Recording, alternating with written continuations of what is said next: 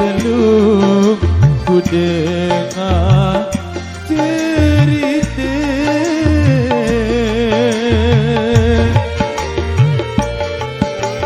yang merari kaca dengan lain.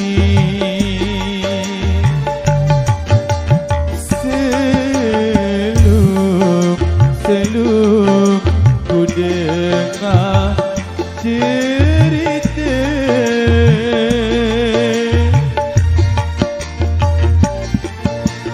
lima bulan betian berjulur.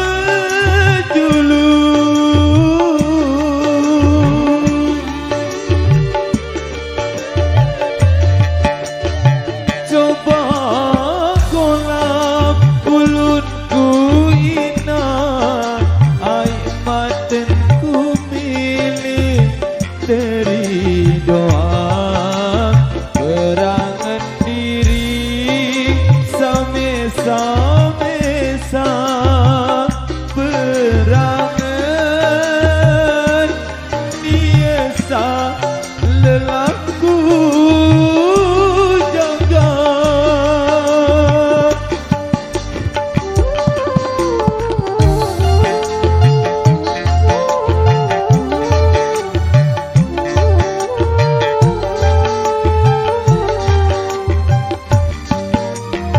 Coba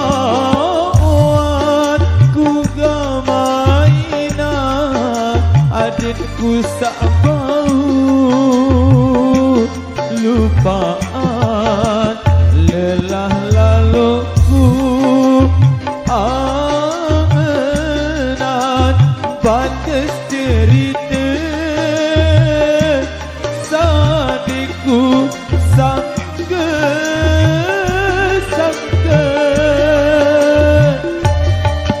lajur sida ina sang anak mama perangan nina sak meledek berasaku ina dunia ni dina nyata.